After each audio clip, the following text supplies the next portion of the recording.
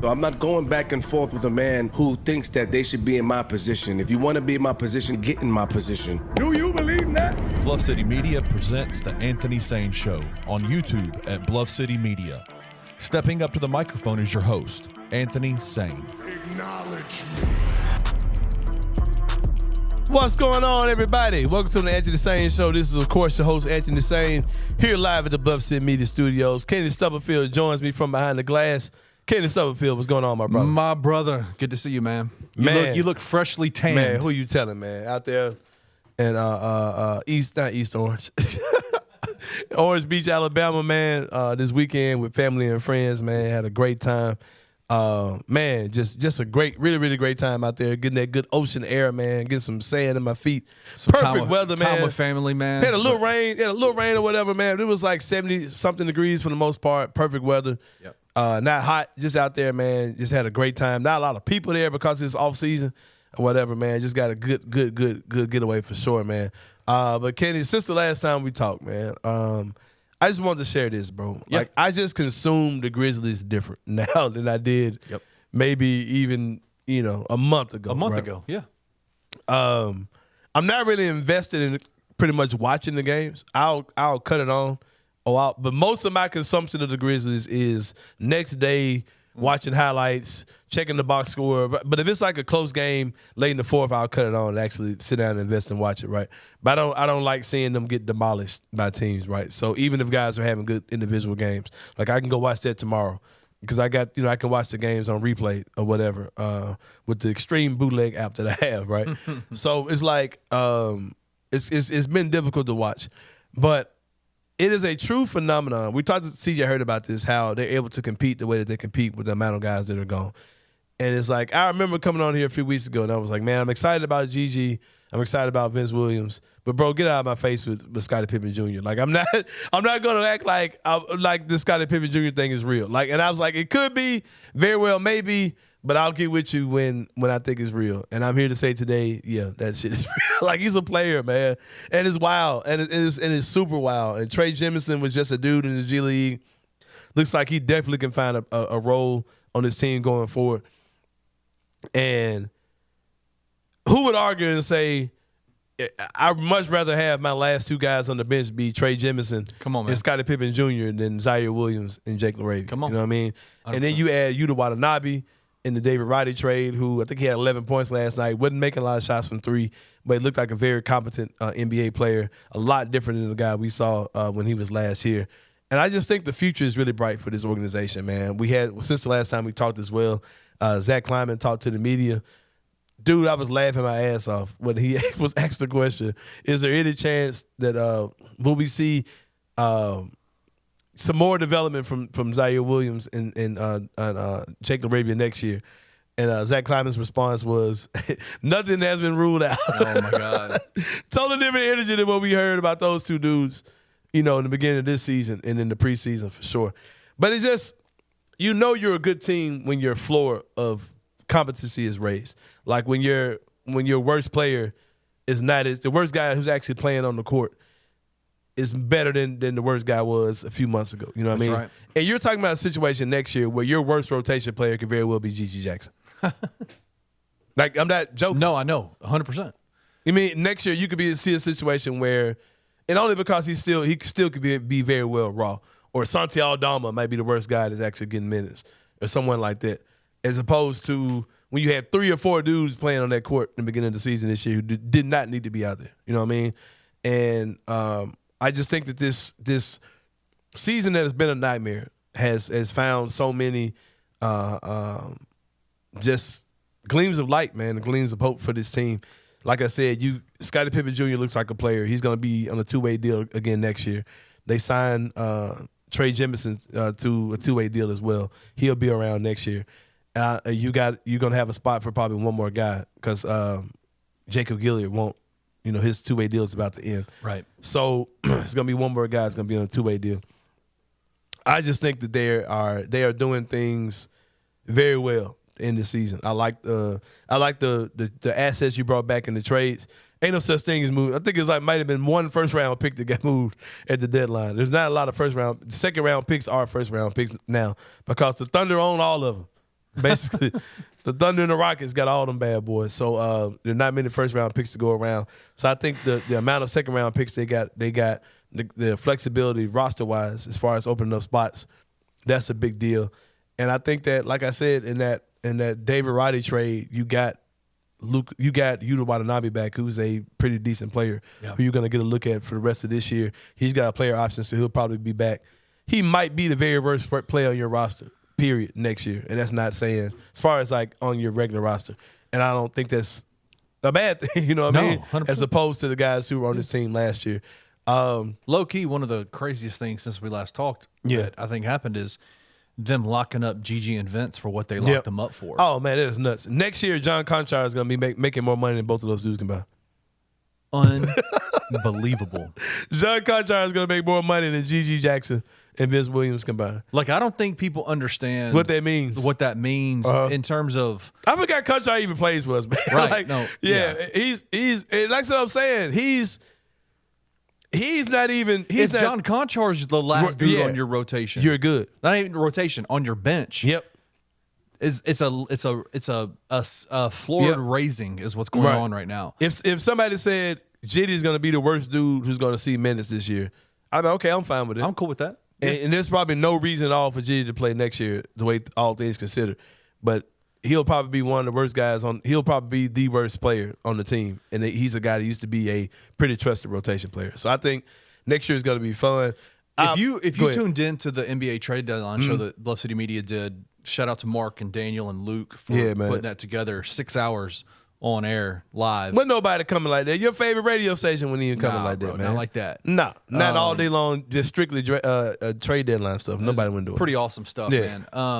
But one of the things that, if you kind of paid attention to what they've been talking about over the last few weeks about the trade deadline for the Grizzlies is there's like a 2-year championship window for the Grizzlies with all the major contracts they have come up in place, and I think Mark said it on the Daily Grind show that they're gonna have to make a decision at some point about Jaren about what do you do with Jaren, the money that Jaren is going to demand when his contract comes up? Can you pay it? These deals with Vince and Gigi have showed you that they will. Number one, they will. Number two, it has. I think what it literally did is extend that championship window out maybe 2-3 more years past that 2-year window. I mean, it's unbelievable, those contracts. Yeah, man. You're talking about two guys who you could very well see close to 30 points per game averaging between Gigi and Vince. And they're getting paid $8 million combined. No, they're not. It's like, so it's less than $6 million, right? Oh, for this first year? Yeah. I think so. Okay, yeah. I think so. But anyway, man, like, it's a freaking steal, no matter what it is. It's a freaking steal for those two dudes, for sure. Like I said, I digest games different, man. I don't watch games all the way through unless I'm at a watch party, and I watch those. But as far as like sitting up watching games all night, I can't do it, man. So you don't get pissed off anymore? Is what you're saying. It's nothing. I have no emotions about this. Like, if they win, hey, that's dope. If they lose, hey, that's what they're supposed to be doing. Yeah, like I said the other day, man. Like, and I've watched full games since then. I don't watch a lot of them. I'm not gonna act like I'm in this 9-game losing streak. I ain't watched not a one all the way through. But like I said, man, all I want to know is Jaren okay? Like, is he not hurt? Hey, sounds like a win. Is GG getting a lot of run? Yes. All right, sounds like a win. Did Vince do some dope shit? Yeah, he almost had a triple-double. All right, hey. So this dude can score and he can pass the ball and he's a top-tier defender? Sign me up, right? So that's it, man. Did somebody else do something? Either Trey or Scottie Pippen Jr.? Both of them did. Oh, okay, cool. Who's the dude with the braids? Oh, the guy, Lamar kid from Boston. All right, whatever. Yuta. All right, whatever. Like, I don't care about the wins and losses. I'm not mad after games. I don't care about Taylor Jenkins and coulda, woulda, shoulda. Because we're about to get a pretty awesome player added to this team next year, whether it's a draft pick or we trade that draft pick for somebody. And like I said, man, like if there's any, you have to do what it takes, because if there's any possibility that you can get that Sar kid added to this team, oh my God, shit, man, come on. And the NBA, the basketball gods have rewarded us before for kind of competing. you know what I mean, in the past. So we'll see how the whole thing works out for sure, man. But I'm about to get out you guys' way.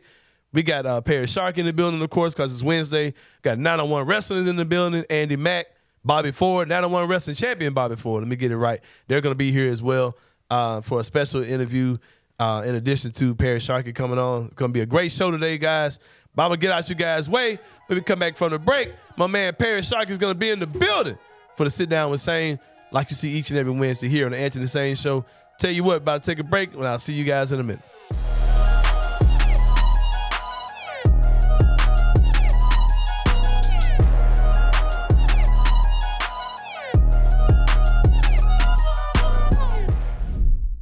David Roddy on like extreme circumstances, which he was awful against the Cavs last night. But anyway, he's still young though. I'm not, man. Move that dude. He does not need to be a Grizz next year, and neither does Arabia or Zaire. Like, get them dudes out of here. I'm not nailing him to the floor, but he is head and shoulders above. I mean, he is. I'd rather have him than a lot of people. No, dude, get Roddy out of here. That dude's a bum. He's a 6'4" center. This before, I've never been a Roddy fan. And you've been absolutely wrong before. Was I though? Because he's not an NBA player. Yeah, he had a streak after I said that. He is not. You're picking the wrong hill to die on here. I'm just telling you, man. But my point is you can die on this hill if you want to, but it's not a take that is bold enough for you to die. Like we all could. You don't know. And nor do I know. The book There's a large enough sample size. There's a large enough sample size. That dude is not an NBA player. That dude makes things happen. I want people that are active who make winning plays. Teams need players. No, I'm going to finish. Teams need players that make hustle plays. That guy has it in spades. He is the guy that you want in your corner. Tune in to the $2 Sports Show with Rusty Witten and Drew Gann every Friday at 3 p.m. only on the Bluff City Media YouTube channel.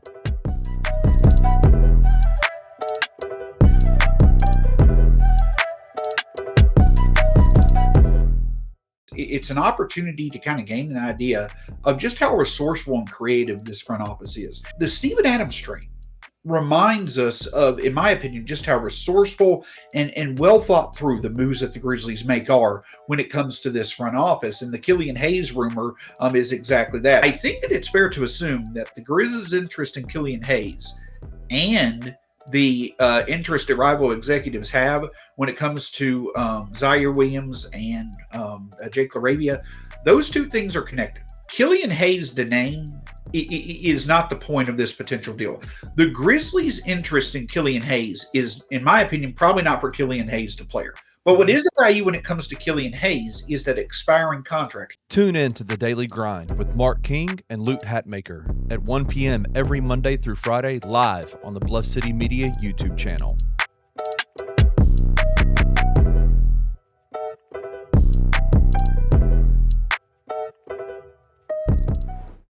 I think he can be. This is tough because anything you kind of say about guys like now, like people tend to take, even if it's slightly negative, it's like you insulted one of their own children.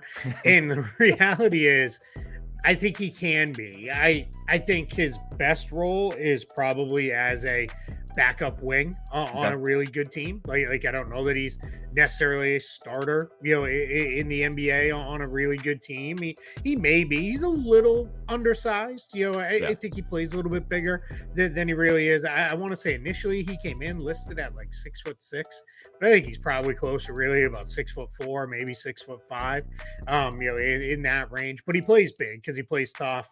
He's pretty athletic, pretty good leaper. The big key for him is going to be to continue to shoot it well. If he continues to shoot it well, there's a place for him in the league, and there's a place for him in the Memphis rotation, because we all know if you're hard-nosed and get after it, they're going to find a way to play you. Exactly. If you can shoot, so much the better. So tune in to the Grizz 901 postgame show live after every Grizzlies game on the Bluff City Media YouTube channel.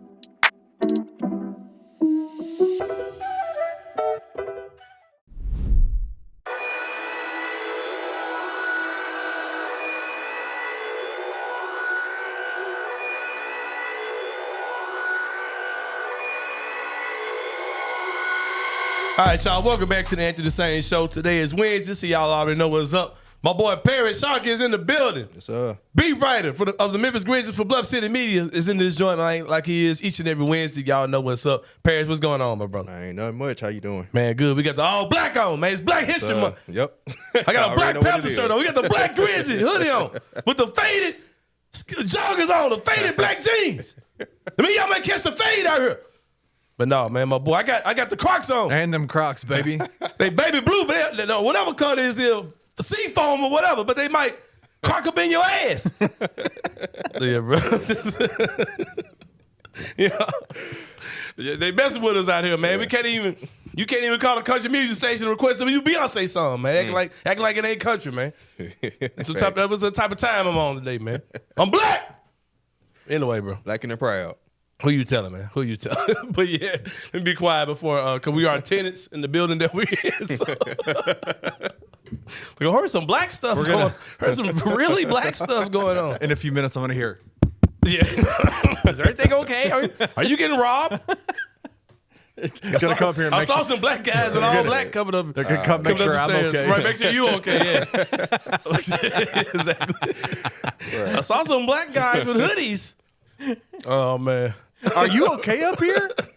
Exactly. Man, bro, this Memphis, bro. Anyway, but Parish Sharkey is in the building, man. You're Memphis Grizzlies. Parish, I had this really cool theory, man. Like I was just saying, hey, man, you know. Don't look now, but the Grizzlies are winning 60% of their games, right? Like no matter what, like ever since December 19, right? Take the 6 off. Any version, right? any version of the Grizzlies have been winning 60% of their games, right? They're winning 3 out of every 5 games, right? They're going 3-2 out of every 5. That's 60%. They were doing it for a nice little minute, man, and then like not life anymore. Happened. Yeah, losers of 9 straight. Losers of 9 straight are your Memphis Grizzlies. The last loss was against New Orleans. My girl Rail was in the building. Rail had a great show with us last Thursday. She was in the building. She's just so awesome, man, that like Grizzly fans, typically I've seen media members from other markets, and my immediate reaction was like, okay, I'll punch that dude in his face right now. Like it was a dude, I don't know who he's with anymore, a white guy. He used to cover the Golden State Warriors. He was the most condescending, like, dick riding, like prick little dude. I can't remember what his name was. I think I want to say he might have been with ESPN. Then they let him go and he was doing. I can't remember, but I saw that dude in person, and he read my lips saying I would slap the hell out of that dude, and I know he read my lips saying that I would punch him, man. Like, but anyway, like, but Rail is from a team that we've kind of had some reasons to have some beef with, you know. And you just saw her taking pictures with Grizzly fans. She's just such an amazing personality. My friend Rail Myers was in the building. I was trying to rush home. I was in Orange Beach, Alabama with family and friends over the weekend. I was trying to rush back to get to the game just to catch a little bit. And by the time I got back, the game was over. Yeah, I just missed him. Yeah, man. So the Grizzlies, losers of 9 straight. GNG Jackson was out for whatever reason. Had to redo my whole article, man. Yeah, man. It was you were ready on GG. And I think last night, and there have been other times that we've seen this as well, but I think last night, the game the other night, by the time we were recording this, you guys are watching this, I mean, kind of showed that we're still dealing with a 19-year-old kid. You know what I mean? Yeah. And with all the things that we see on the court, flashes of absolute greatness from him, you're going to see immaturity from him on and off the court. I just think that's something that we have to remember.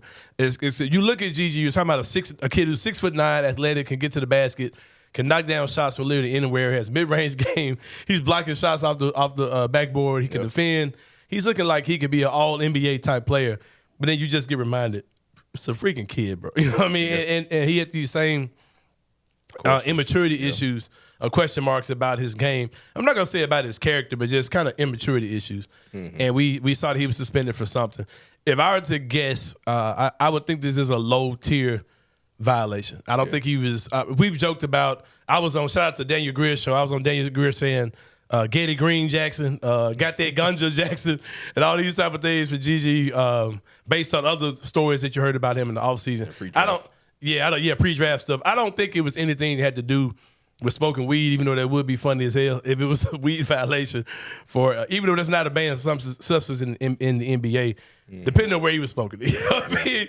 So anything can be banned if you're doing it at the wrong time. But I don't think it was anything like that at all. I'm leaning more towards missed a meeting or missed practice or late for something. Or just he was sitting on the bench. So right. Normally when you get suspended, you ain't even right. with the team. So I think it was something like that. I don't think it was anything major. Like I could see GG being a kid who doesn't really understand or value time management and things like that, which is something you have to learn a lot of times when you're coming to the league. So I could see it being something where like he's just, kid just got paid. He's probably out screwing around, celebrating, and like, all right, man, I was late for XYZ. Or then sometimes when you're a guy who I'm with the team, but I'm not really with the team, I'm on a 2-way contract, you don't really value stuff, man, so you screw around. Right. I've heard a lot of stories about guys who got drafted but they weren't playing and they were on G League assignment who just kind of screwed around with a lot of stuff. So, he even said it after the game the other night. He's been fined like 4 times by the team. Yeah.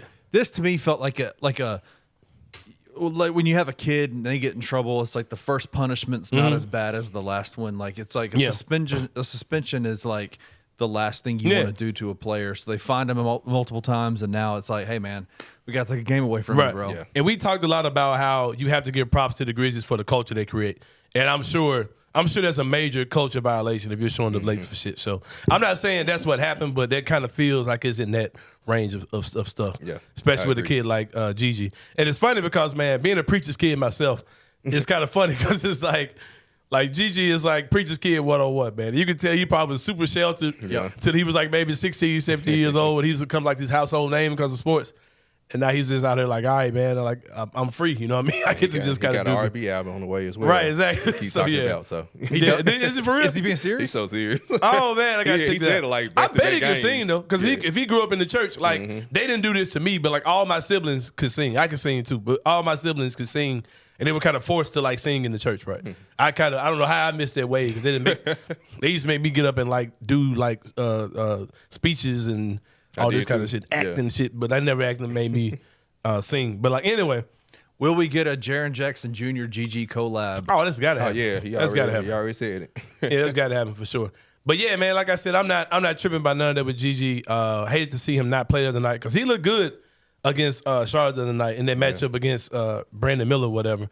Almost outscored Miller for sure. So I was good about that. So do you have any concerns about GG going forward as far as the immaturity stuff? Because like I said, man, this is the 4th time you got in trouble with this. I mean, get it together, GG. But I'm not concerned about it. Where are you able to? I'm not either. I just think, like I said, he's 19. It's growing pains. He already had question marks on things with issues in the past. He did mention he got fined for it at the time. So it's a learning lesson. I love what we asked. I think DeMarcus Cole, when we talked to Jaren last night, he asked him. He was like, "Hey, he gonna be one of the best players in this league." I told him he start acting like it. Like, yeah. I mean, fire ass quote. Fire ass quote quote by Jaren showing that leadership as well too. Going back to Jaren, right? I'm gonna talk about 2 things with Jaren. There's a lot of like invisible criticism that comes out about Jaren. Yep. I'm not even gonna say there's a lot of it, but it's a bunch of loud nothingness, right? And it typically happens in the bowels of Twitter, and also I know like in the Twitter spaces, whatever, people get this shit off in there. Why is it? And it's so. It makes me kind of smile sometimes because it's like, as an OG day one Grizz fan, like the first games in the pyramid, I remember when Pau Gasol was here, right? And I see people saying it's almost like you can just do a copy pasta and just like switch Jaren's name out and just put Pau Gasol in there, right? Or it seems like that's what they did. Like, and I heard a stat today that says that Victor Wembanyama is the first player in 20-something years, first rookie in 20-something years to do 150 blocks and 150 assists, right? That he's the first player in like 20-some years to do that. You know what that player was? It's freaking Pau Gasol. That was the last dude that did what Victor Wembanyama's doing. And as Grizzly fans, we really never appreciated how good Pau Gasol is. I sure didn't. I didn't. Yeah. But even to the point where it's like, if you were to list all-time Memphis Grizzlies, right? He's still up. There are people who won't rank. There are people who put all these dudes above Pau Gasol. Like, bro, I hate to tell y'all, but Pau Gasol is better than. Probably better than your favorite Grizzly. He was better than Marc Gasol, bro. Like, I'm just being real with it. You know what I mean? And it's like, it's almost like we've almost kind of erased him from our history. And I see people having these same weird energy towards Jaren Jackson Jr. And it's like we point out, it's like we're forgetting all these great things that he's doing Just to point out the one thing that you can really criticize about Jaren. He's still playing, and that's rebounding. You know what I mean? Like he's still playing. He ain't dead. He's 24 years old. You know what I mean? Been healthy this year. And it's like because I had this conversation with just so many people. I got people DMing me having these long conversations, and they were talking about. I think it sparked from this thing somebody put out about the top Grizzlies at every position, right? And it was like Mike Conley, Tony Allen, Rudy Gay, Zach Randolph. You don't know what I said. I was like, bro, I told Chris, like, bro, I put Jaren because I wasn't a Rudy fan. I was like, Nick, I put Jaren at the 3, goddamn it. See, I mean, I'm not gonna say I was a Rudy fan. Kenny Stubblefield, no, I wasn't a Rudy fan. He's the best 3 we had. He's the best 3 we ever had, bro. Like, by far. It's like let's stop the silly conversation with him, bro. And it's like we had this conversation about what would happen if you took the GNG Grizzlies against. I've seen that. The right now. I've seen that the last 4 years. Grizz next gen. I'm like, bro, this team would sweep the shit out of Zebo and them. I'm like, bro, like, are y'all for real? Like, they would sweep the hell out of them. And I know that may upset people who listen to the show, but I actually went back and said, all right, bro, let me cut my emotions off and just go look at some numbers, right? Because people are like, oh, man, that team did way more than this team did in the playoffs. I was like, I remember being disappointed a lot. You know what I mean? I remember like, all right, bro, that season sucked. You know what I mean? Like we were supposed to be. I remember having like. I remember that 27-point blown lead in Game 1 against the Clippers. Like I remember a lot of heartbreak with that team. I remember the Western Conference Finals run, and I said, okay, bro, let's go break this down. First of all, bro, to go to a conference finals, that means you won 2 playoff series. And things had to break right. Right. So Westbrook had to get hurt. It ain't like the NCAA tournament where you had to win 5 games. Like you had to win 2 series, bro. 2. Manu Ginobili had to get hurt for the Spurs. Right, bro. Yep. But that year we went to the conference finals, right? We were down 0-2 to the Clippers, bro. We were down 0-2. Blake Griffin got hurt. We came all the way back, and I think we won 4-2, right? Yep. And then you get the Thunder without Russell Westbrook. Because he got hurt. Patrick Beverly hurt him. Who was looking like little Michael Jordan when he was that young. You know what I mean? And you were able to just kind of let KD go off, but he didn't kill you. And then you get to the conference finals against the Spurs. Who you just put out the playoffs a couple years ago. Who and they got that ass up out of here. They swept you up out of here, bro. They got you up out of here. They literally made their team prepared to beat you. Right. And there wasn't kids out there. There was 30-year-old Zach Randolph, 30-year-old Tony Allen, 27-year-old Marc Gasol, and 24-year-old Mike Conley Jr. Yep. That's who you played against. That was your core, right? A bunch of straight-up vets. You got your ass swept up out of here, right? That was the year they traded Rudy. That's the conference finals year, right? Yep. All right, so... And then the year before that, you went 1-1. That was the year you beat the Spurs first round. Yep. That was an old, decrepit, they totally. Well, actually, because after they beat the Spurs first round, they blew the Clippers series. Then they went to the conference finals, I believe. Right. But they lost to the Clippers before they beat them. No, I'm talking about in this one season. Like they beat the Spurs that first round, right? That Spurs team totally revamped after that year, right? Yeah. Yep. And then you did not do that to the Spurs again. They got you up out of there. That was it. Heck, I don't think we beat them in the regular season for 5 years. And I love the Core 4, man. The Core 4 was a super fun run, bro. But that team got put out in the first round 4 times doing the Core 4 run. And they were 4-7 in playoff series, had a losing record overall in the playoffs. Don't act like there was just some super good team that was stop, they were bro. never legit contenders. It was only 1 year that I thought that they legit could have won the year championship. When they got Jeff Green, they had the best record in the league for a long time. And the year and the Warriors got that ass about here. The Warriors got that ass about here. Mike Conley's face got broken. Right. Tony Allen. Let's talk about that for a minute as well. Y'all gonna have to stop lying to y'allself, talking like if Mike Conley didn't break his face, we were gonna beat the Warriors that year. Oh no, the Warriors. Because Tony Allen, they put Andrew Bogut on Tony Allen. Right. When the Warriors started doing Warrior shit, they were getting your ass up out of there. I don't care what you were doing. But I don't think people understand how good that young Warriors team was. Like when when Steph and Clay got going, bro. That folks put Andrew Bogut on Tony Allen and said, okay, we could not take advantage. We just gonna not guard you. That was funny. And bro, people have to understand, today's NBA is different, bro. Like when the Thunder beat the Thunder without Russell Westbrook. Mm-hmm. We were still in the hero ball era. Right? We was just give the ball to your best dude and let him just go do his thing, kick out, whatever. That was your Kevin Durant choked. Yeah. They call him Mr. Unreliable. Yeah, ain't nobody doing all that damn dribbling nowadays, bro. Nope. Teams are moving the ball all over the place. Except Dallas, but everybody else, Yeah, exactly. Today's style of NBA, bro, would get the Core 4 Grizzlies grit and grind era would not be a good team in today's NBA, bro. Because the way they play defense, the way teams move the ball now, oh, you getting your ass up out of here like quickly. Oh, you got 2 bigs on the court. Oh, and one of them came to defend the pick and roll. Oh, okay. Bring your ass out. You getting swept, bro. And it's like, I had this conversation with people, and I said all that to say, I don't know what I said all that to say. We were talking about Jaren at first, then it got to it. Effing Jaren, bro. It's like, Jaren is a prototype modern big. Jaren actually is a very futuristic big, if you really think about it. He's not, because he's a guy who can knock down threes at a high level. He's not a guy who kind of roams around the 3-point line because he gets to the paint. Like he's taking he can take out the dribble. He's taking your 4 or your 5 out the dribble, and he's making them play a totally different type of defense. Because it's one thing to guard a dude in the paint, and it's one thing to step out and guard a dude. But if I got to actually guard you like you a guard, like you dribbling the ball, that's a totally different aspect of being a big. And I just feel as Grizzlies fans, we are missing, instead of being excited about what we have in this guy who's 24 freaking years old, instead of being excited in what we have and what he can be, we're seriously doing the same shit we did with Marc Gasol, who left Memphis and went on to be 2-time NBA champion and NBA Hall of Famer. Like, right. I was like, bro, do y'all understand why? I just don't get it, man. And it's like, is it a lot of people saying it? No. But the fact that anybody is saying it, bro, is absolutely nuts, man. Like I said, a lot of stuff is just, I don't think people actually feel that way. I just think they're just kind of saying these things to generate whatever they're trying to generate. But, like, I'm also not going to act like I have an unbiased opinion of Jaren. Like, I love Jaren Jackson Jr. My son loves him. He's my favorite player on the team. I want to see him be whatever. Like, I'm not going to act like that's not true. But I can also turn my emotions off and realize that's a very good freaking player. Like, and if you ask people, okay, so who do you want him to play like? Oh, no, I think he's fine. I don't want to play like anybody. Okay, well, who's better than him? Oh, no, he's one of the top young bigs in the league. Okay, so what are we talking about, bro? Right. So what do you think about Jaren Jackson Jr.? Like, especially when you see him in the locker room. Hey, you seen him this season has been like, it's an evolution, right? Because even a couple years ago, me and my guys, when we did starting 5, we were screwed. Oh, I remember you screwballs. I remember the episode you're talking about. Yeah, I remember that for sure. But you know how I always got lumped in it, where like you went on there. Yeah, it was your guy. I was on there, but somebody said maybe they should consider trading him. That was the time Jaren was hurt a lot. All that time, man, rebound. It was the case. Right.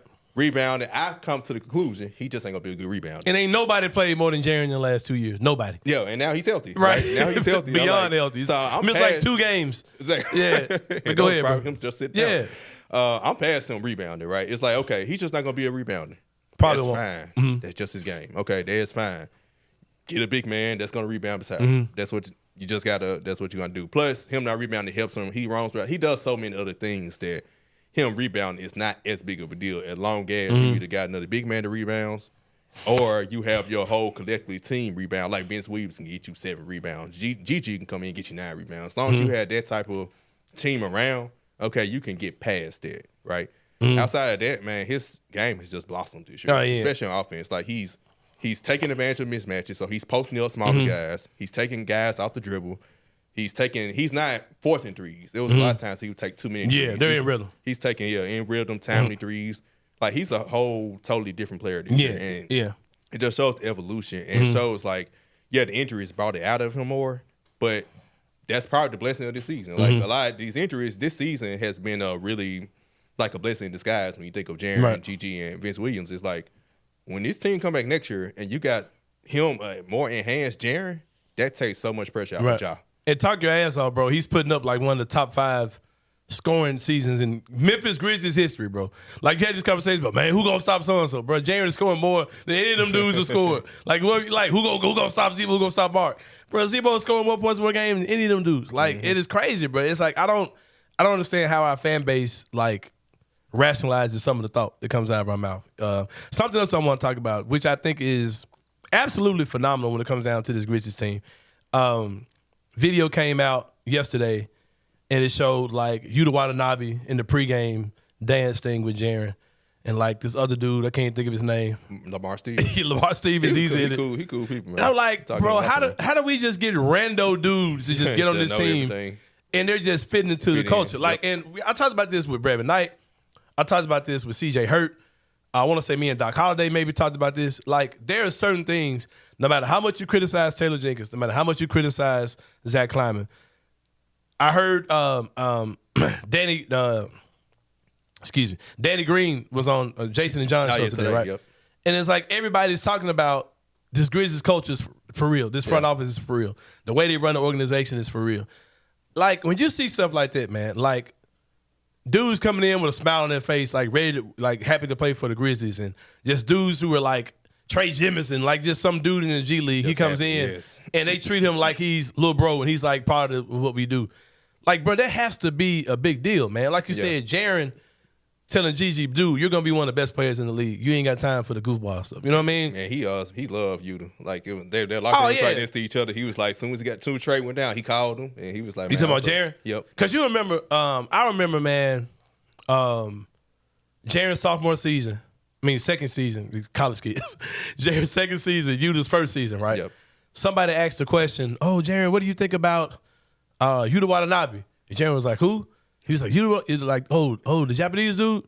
Oh, he's cool, I mean, whatever, you know what I mean? But like, Jada didn't know what he was talking about. But you could just see during that season that those two guys kind of linked up for sure. Yuta, man, like, Daniel Greer don't want to hear this. Daniel Greer thinks that, like, bro, David Roddy his ass, bro. Like, I can say that so easily now. Like, I feel so good, man. I don't have to see, like, David Roddy's gone, and I haven't seen Zaire and Jake LaRavia in what feels like over a month. And if this feels like a totally different energy from this. David Roddy is ass, bro. And I feel so good that he's gone. I can say that now.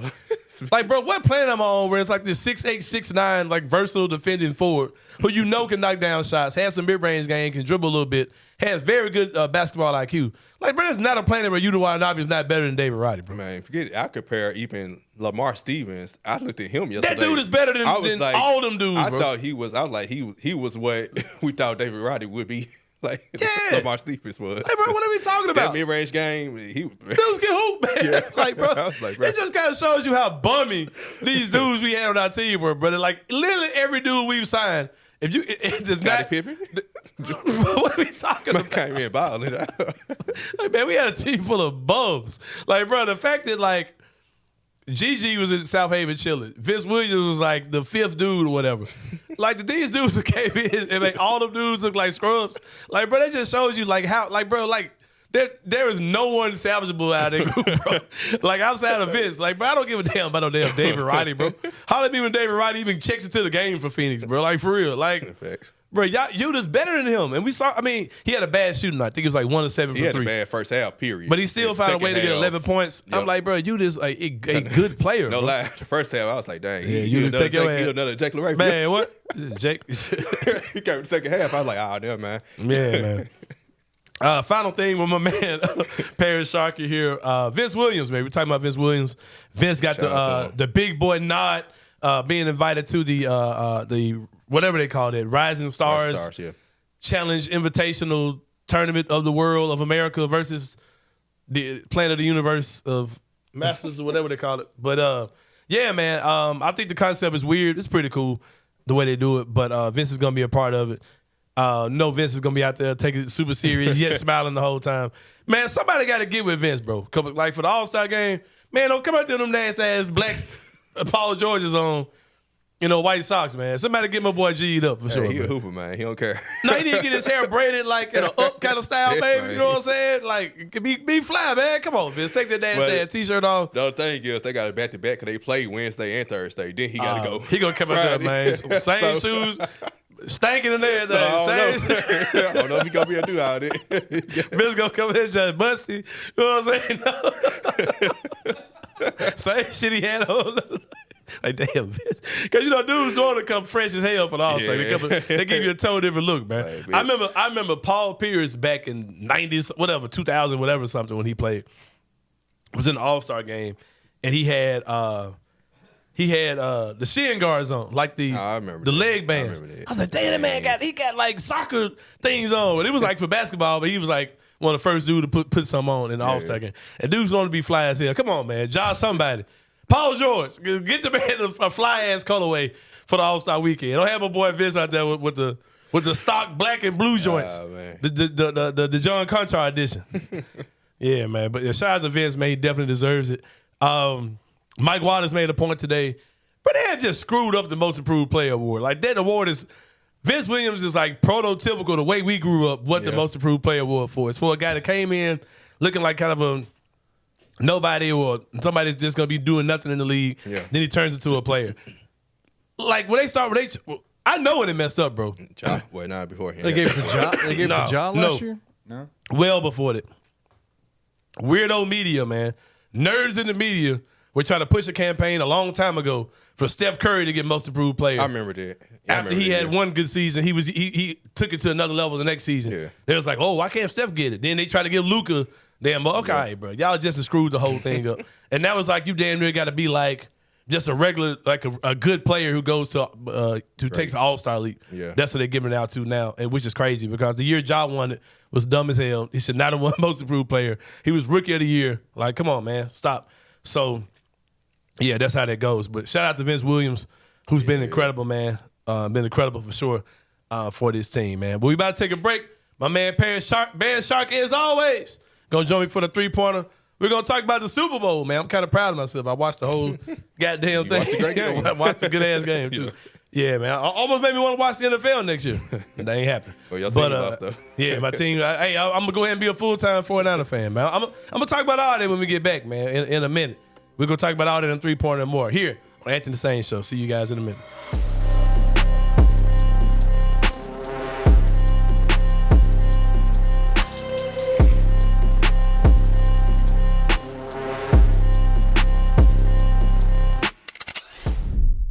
Basketball really isn't that complicated. No. The last 3 games that they've won, they've had more assists than turnovers. Yep. And their 2 best players are playing like their 2 best players. Yep. It's really simple. Like it's not that complicated. It's a pretty stunning formula for success. And that the recipe for success for this team is pretty easy. Yeah. Don't turn the ball over too much. Yeah. Share the ball, and then David Jones and Javon Quinterly go cook. That's like the second level. Okay, so I'm even more in the I'm more in the weeds than I need to be. Let's go easy bake oven. Okay. Recipes. Okay. All right. Just play your damn best players. That's fair. Yes. That's fair. I agree with that. It's been frustrating watching Penny finally arrive to this, but I think he's there. But we'll see. Tune in to On the Bluff with Christian Fowler and Gabe Kuhn every Tuesday at 12 p.m. on the Bluff City Media YouTube channel.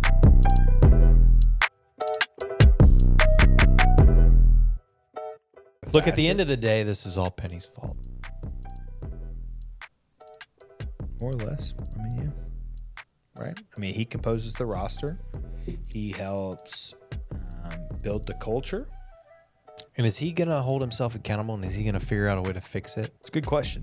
You got, 6 weeks left in the season for Selection Sunday? 5 or 6 weeks?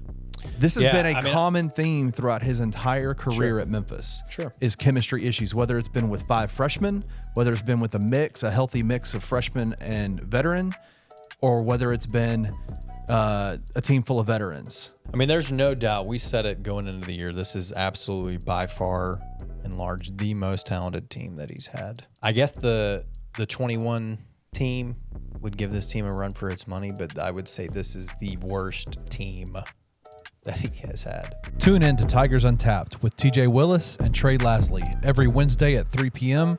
on the Bluff City Media YouTube channel.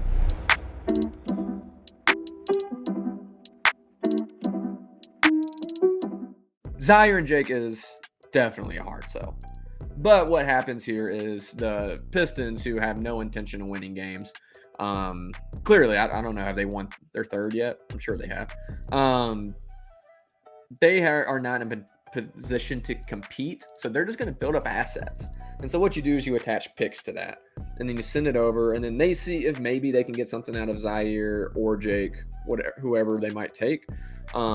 But the real return for them is the picks, right? Just like when we traded for Iguodala, the return was for picks. We didn't want Iguodala. He clearly didn't want us.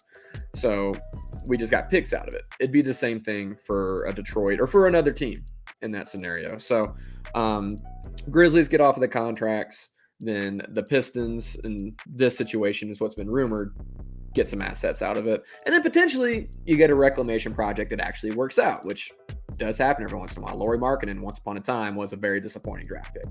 Not very disappointing, but disappointing, at least a little bit. Tune in to the Grizz 901 postgame show, live after every Grizzlies game on the Bluff City Media YouTube channel.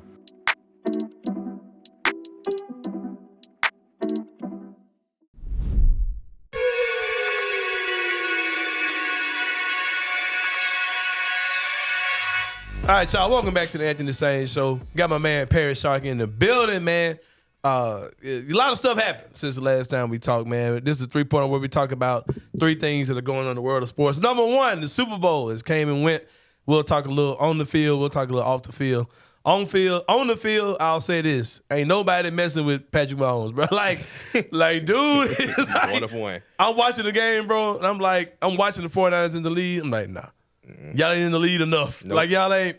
Like, they were making them look bad. They were handling the game, controlling the game for most of the games. And nah, y'all not controlling it enough. They played Pat Mahomes' first Super Bowl win. He played against 49ers. They were up 20-10 in the fourth quarter. Same. It went the exact same way in 2000. Like, y'all ain't up enough. Like, it was a situation where I think the 49ers were. It was something happening in the regulation. I said, okay, that's why y'all not gonna win. Extra point, they got blocked. The missed extra point, and then it was like possession when they came down and didn't score. I was like, nah, you need a touchdown. Yep. You're not winning this game like that. Like you got to get up by 10, 13, 17, something like that, with like a few minutes left to beat that dude, man. Because I listened to Colin Cowherd talk yesterday, and the way he said it was perfect. He said that Patrick Mahomes is like a computer. He said he gathers information for the first 3 quarters. Everything you've been doing in the fourth quarter, he just regurgitates that information. He gonna tear your ass up, bro.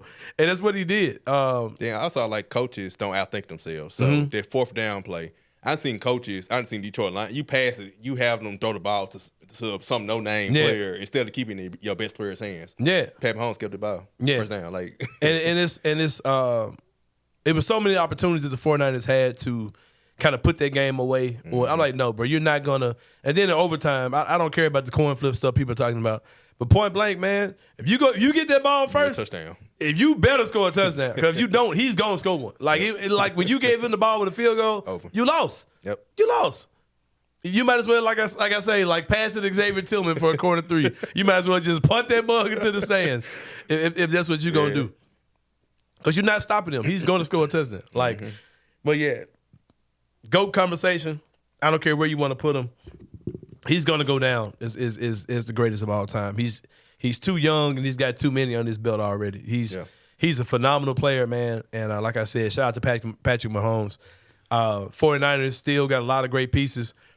But I'll say this, man, I understand the whole thing with saving money, at the quarterback position, right? I get that with Brock Purdy, and I think Brock's a very good quarterback. Good. But man, when it come down to, there were certain moments in that game, bro, where the greats, but they make shit happen. You know what I mean? Think about it. There's only one Pat Mahomes, right? But I'm saying that Lamar Jackson beat him. Josh Allen can't beat him. Joe Burrow, the only one who's beating him, but he can't stay healthy. Right. So it was just situations on third and fourth down where it's like, all right, the greats make that play, bro. I don't care what you throw at me. I'm making that play. Yep. And Brock just seemed like that moment was a little bit too big for him. Now, I'm not saying he's not. I think he's a very, very good quarterback. Yeah, but that's the difference between a good and great. Your good and your great quarterbacks for sure. Can I say something real quick? Yeah, go ahead, bro. About the teams, the good and the great teams, right? There's differences between like the organizations as a whole. Specifically, Anthony, you just mentioned that the kick, or I mean the coin flip in overtime. Overtime, yeah. Is it not weird? Like, so I didn't know this. Christian and Gabe actually on the Bluff talked about it a lot on their show this week. How the rules are different in the playoffs than they are in the regular season. The rules they changed. So they changed it because it was after the Chiefs game when Buffalo they came Chiefs, at 13 seconds. They changed it for Josh Allen, right? And because you never got to see the ball. Yep. So here's the crazy part about it, like. The San Francisco 49ers, even the Coach Shanahan, after the game, acted as if he didn't know that the rules were different in the playoffs well, in the regular season. But here's the crazy part. Someone pulled a clip of Chris Jones in the preseason. Chris Jones, defensive, is he the tackle? Is he tackle for the Kansas City Chiefs? Big-time player for them. In the preseason, said in an interview, if we make it to the playoffs, if we get to the Super Bowl, and it's an overtime, we're taking that ball first because of the rule change. These guys knew about it.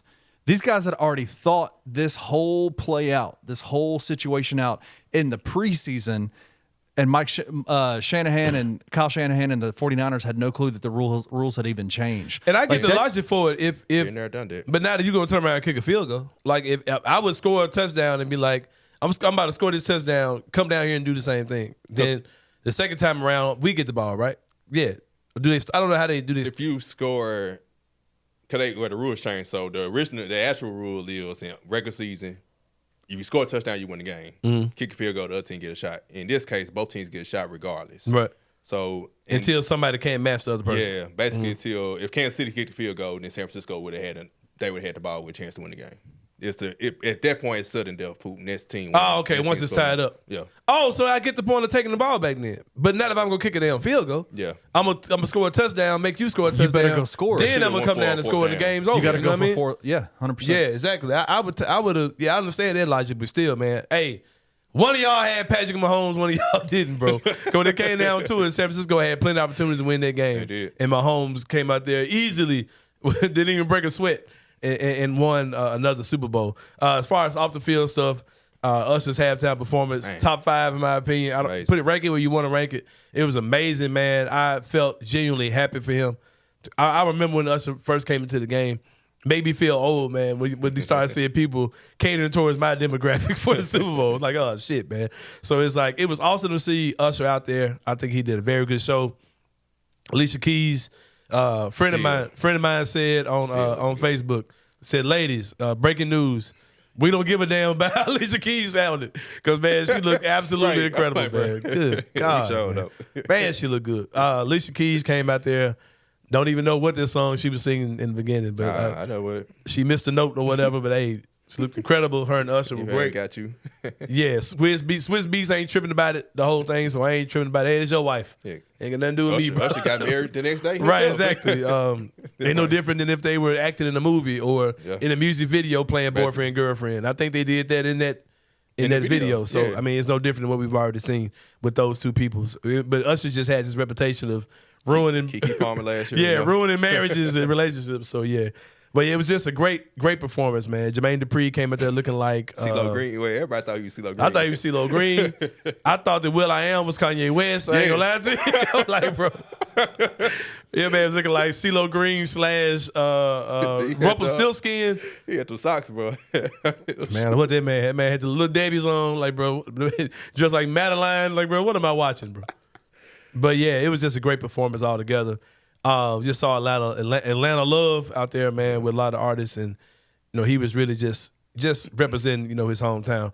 And I saw people on Twitter like, man, what if my boy Ant was like, what if Memphis like had Memphis? For one, it's too much. It's too much of a gap. Like it's too much of a time gap. Like let's say that because 3 6 Mafia wouldn't be headlining the Super Bowl. Like, let's say that Justin Timberlake, whatever, got a Super Bowl or whatever, which he already had. He didn't make it a Memphis thing. But, like, if he invited 3 6 Mafia, a lot of these guys don't get along, as we know. And it's like, it's just such a disconnect with Memphis music. Like, it's not that family thing like with Memphis is all. Like Atlanta. Yeah.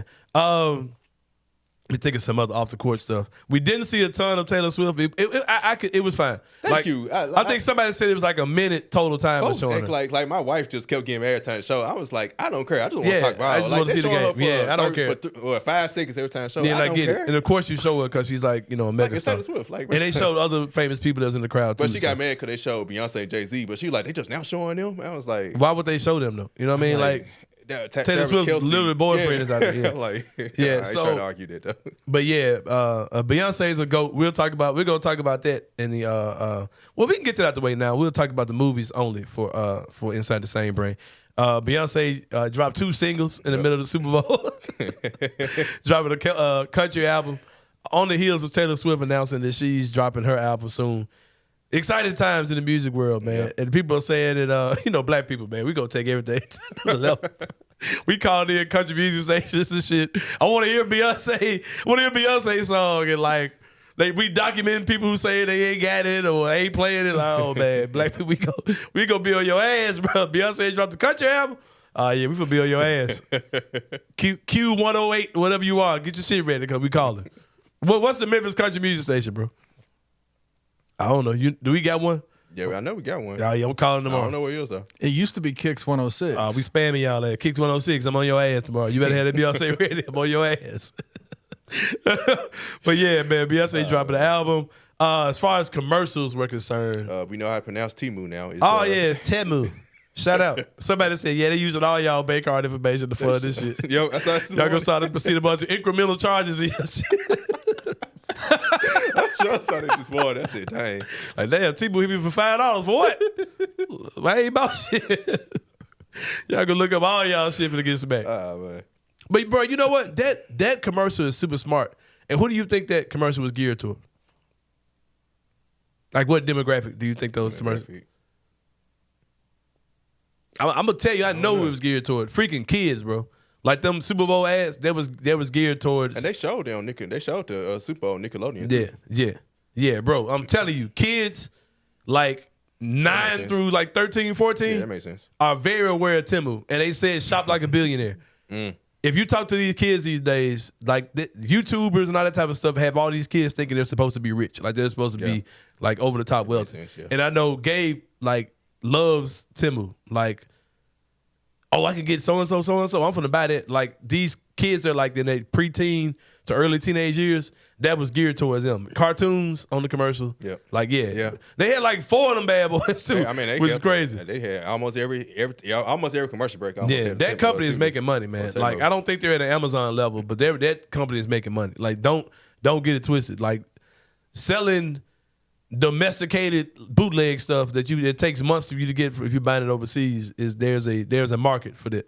For sure, man, with the good people at Temu, for sure. Number 2, your Memphis Tigers are back, goddammit. I told y'all, relax, man. Penny got this shit. It's a tradition like none other, man. It's Penny Hardaway and company getting their shit together. Finally cut their rotation down. Yeah, man, cut the rotation down, got all the bums out of there. Jonathan Pierre, looking like a player out there for sure. Looking like, what's the dude's name, man? The kid who had the breakdown to play for the Hornets. Kai Jones? Kai Jones. Yeah, Jonathan Pierre, Kai Jones looking ass. He do look good. Had big minutes the other day.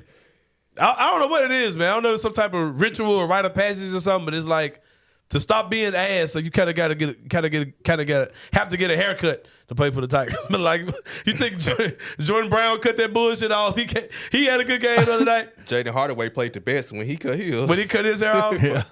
Like there's some Penny got going on over there, man. He bringing the barbers, get them boys right, and he turned into hoopers. But shout out, man. They look like they're supposed to look, man. And I think that the worst is behind that particular team. I agree. I think my man with what's the coach of Tulane who said Ron Hunter. Ron Hunter, yeah. He's like that's the best team in the conference. They are. The Tigers are the best team in the conference. They're the most talented team in the conference. And I think that if they knuckle down, do what they need to do, all this stuff about not making the tournament won't be a thing. Because I think they're going to blitz, in the conference tournament. Hey, but shout out to my boy, what's his name though? Because them folks is hooping. South Florida, right? Oh yeah, like 10-1 in the conference or something like that. They definitely helping Memphis. Yeah, man. That loss don't look as bad. Yeah, man. That dude got some shit going down out there for sure. But like I said, man, when Memphis is locked in, and I've seen people, whether it be in message boards or the Bluff City Media Discord, everyone's talking about how the defense kicked up or whatever. Shout out to my boy Jermaine Johnson. My boy Jermaine Johnson, man. We told y'all. I pulled up. The defense got right quick. JJ came in that jump with a belt. Like, all right, goddamn. I ain't gonna say shit. Be sorry, I never gonna get on your ass. But yeah, man. Shout out to Jermaine Johnson. Got those boys into shape, man. Tigers playing. I don't know who got David Jones to pass the ball, but hey, like bro, I'm telling you, man. Like them folks swinging that joint. They had 21 assists on 29 made shots. I don't know what Penny had going on in January, man, but it seems something about February and March they get that shit together. He was playing non-hoopers. That's what he had going on. He was playing 12 people, yeah. And I'm gonna say something else too, man. I know this is Memphis, so somebody that know him probably have something to say. Somebody else didn't get a lot of minutes the other night too, man. Come on, Kenny. Who your guy?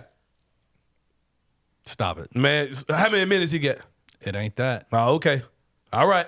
Man was in foul trouble. Oh yeah, foul trouble. Yeah. When Jordan Brown and Tomlin got the minutes at center, what happened? Malcolm Dandridge has been the best big on that team the entire year. That sounds good. What was their record when he was out there beasting though? They came into the conference 15-2. Hey, what happened? When he started bitching, what happened? And he ain't bitching about nothing. Yeah, all right. Don't be a hater, man. Hey, I'm just saying, man. Hey, Penny, we talking about some chemistry issues. That is a chemistry issue, bro. Like that, and I get. They won that. 10 games without Jordan Brown. They lost 4 when they brought him back. That's all you need. Exactly. To know. That's what I'm saying. Who would have been bitching about Jordan Brown and Tomlin being on the team, though? Who would have been bitching about it? See, you speculating. Hey, bro, it's real talk. Y'all don't want. Hey, when Penny said, "All right, man, come sit by me, man. Come sit by me." What happened? They just went. They went out there and they hoop, bro. I ain't saying I'm not blaming Malco, but to act like Malco wasn't part of the chemistry issues is silly, bro. I mean, come on now. Am I wrong? I mean, that's a good. You kind of make a good point. Oh, when Jordan Brown came back, the chemistry issues messed up. Okay, why? When Tomlin came in, the chemistry got weird. Why? Because Malco was bitching about it, right? All right, bro, we're going to move on. Let's get the guy, bro. So I'm leaving it alone. I'm leaving it alone, kid. I'm leaving it alone. my homie, man. I understand That's my guy, man. I'm going to pull for the Memphis kid, bro. But at the end of the day, Malco, understandably, has had issues with being overlooked for the entire 5 years he's been here. Like, especially when he's been one of the better. And he's played his ass off. I'm not saying he hasn't. I'm not saying this on the court. Malco hasn't been good enough, but Penny has had to.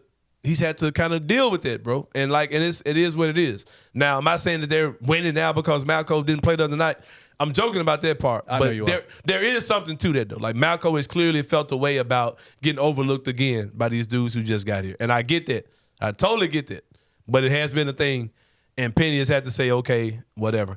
But Malco, he going to do his thing, man. They going to be fine. But I do think that it is of note that they did look okay when Tomlin and Jordan Brown were out there doing their thing, and Malco wasn't able to play. Penny's definitely kind of keyed in on probably 7 or 8 guys that I think if they get the bulk of the minutes, they're going to blitz anybody. They're going to be fine. They're going to be fine in the West, man. They're going to be fine.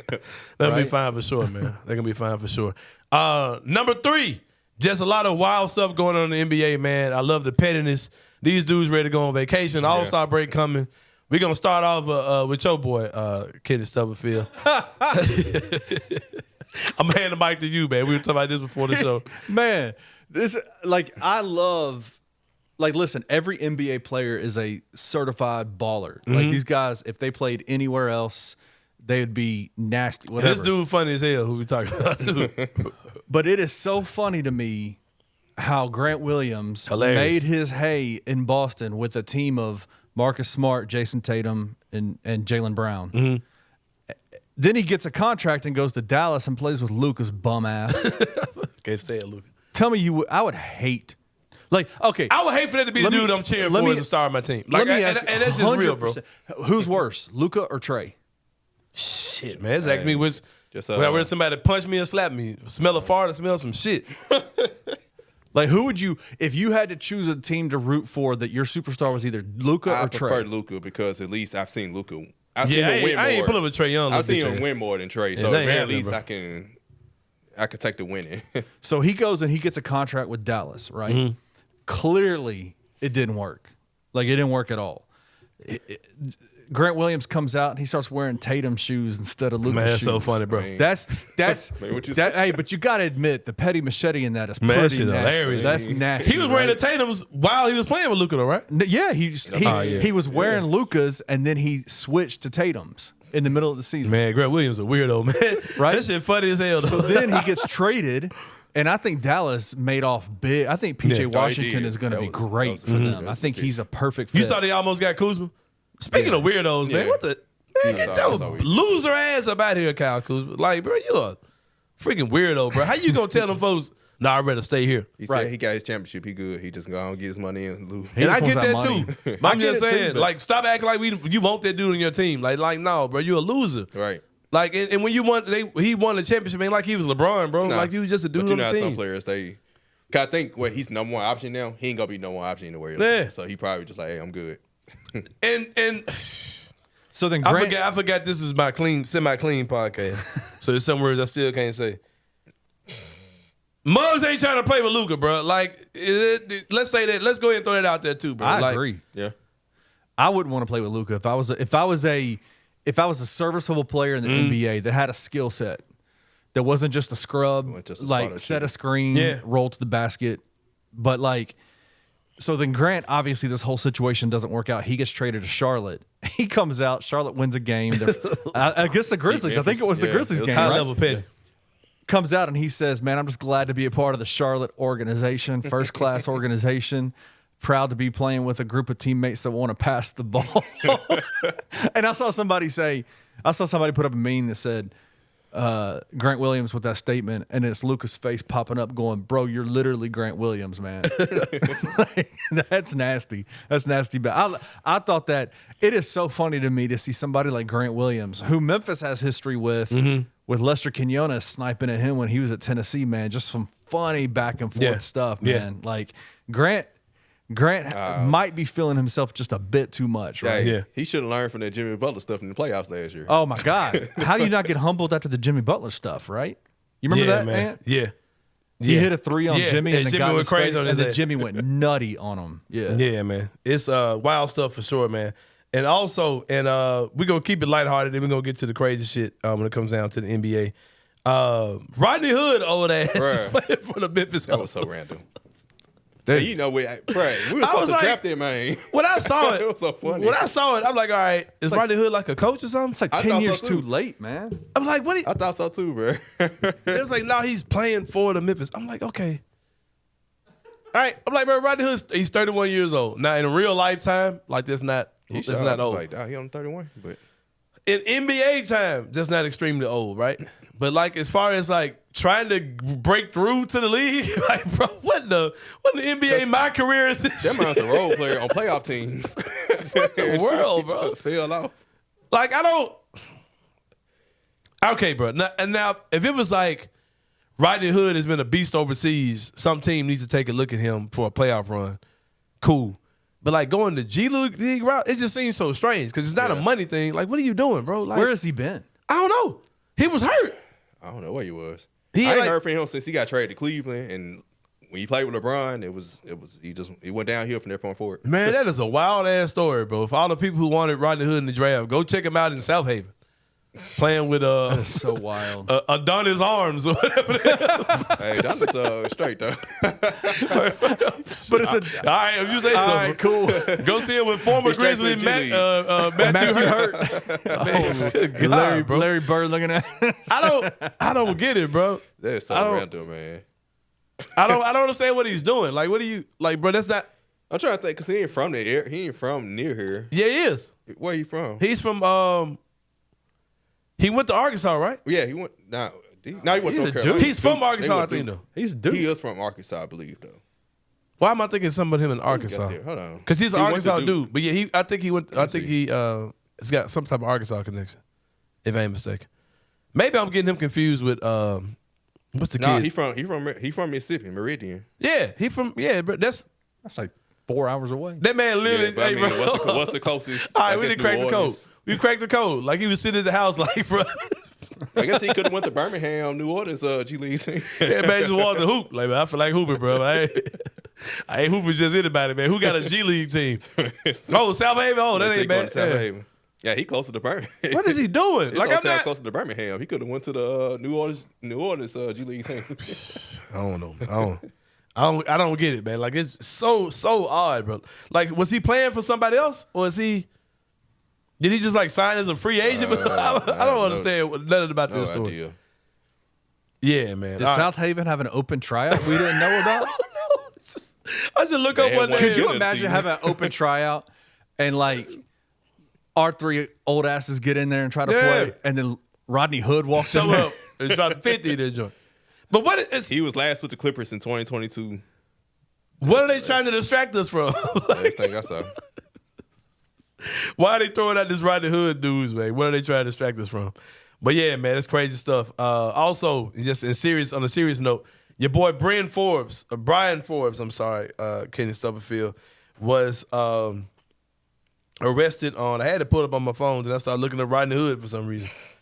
Third degree, Brian Forbes has been arrested on a third-degree felony charge of assault, strangulation, and choking of a family member. Wild shit, man. A dude who kind of was Luke Kennard before Luke Kennard. Just a dude, just a crazy shooter, but couldn't do anything else and couldn't really stay around long in the NBA, man. Wild story. Don't know any details other than that.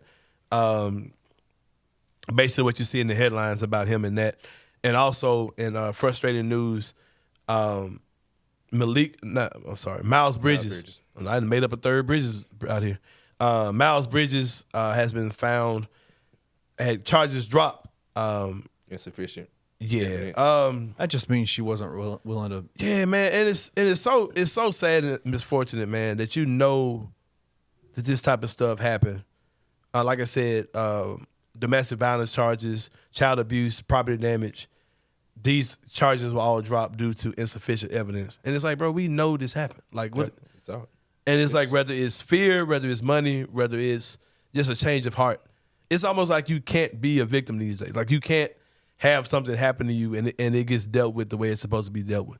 And I think I'm not going to throw Ja Morant in this situation because that whole conversation just gets cringe to me how we're comparing Ja to this level of stuff. But to see some of the dudes who are in the NBA right now playing basketball with allegations that are on them, and you know that shit happened, bro. It's not like, oh, well, this is proven not to be true. No, the charges were dropped, bro. Like, it doesn't mean it didn't happen. It just means that it's not a legal matter anymore. Yep. So for him and for Josh Giddey and for probably some other situations out there that I'm not really thinking about, just nasty work that people have been serious victims. Children are involved in this type of stuff, and these charges have dropped, man. And it could be a situation as simple as this particular lady likes the situation that she's in, and I don't want to ruin him. Yeah. You know what I mean? Because that'll in turn ruin me and my child, which is a sad situation to be in. But yeah, it absolutely sucks that Miles Bridges is just kind of out here just doing his thing. Yep. And you know what I mean? And getting applauded when he steps on the floor. And I'm not saying that like guys who make a mistake, no matter what the mistake is, I think that you can all be redeemed. Like everybody he has the right to still be able to make money. But it's just like there's been he was gone for like about a season. You know what I mean? Like Ja Morant's been gone that long just off of suspension and injury. Like, you know what I mean? It's just almost like the exact same thing. It's like he ain't ever getting no real punishment. Right. He didn't really have a redemption arc. Like like he was gone for a while and now he's back, and in the middle of this shit still going on, bro. It's not like this is something happened 4 or 5 years ago. This happened and it's still happening, and he's just kind of out there playing through it. So it's a real, just kind of an unfortunate story, man. That the way requesting not to be traded. Yeah, like, that was so random. What do you mean, man? So yeah, it's all just all crazy, man. But like I said, that's a 3-pointer, man. We'll take a break. When we come back, man, our guys from 901 Wrestling are gonna be here. Bobby Ford, Andy Mack, they're going to be in the building. We'll see you guys in a minute here on Anthony Sain Show.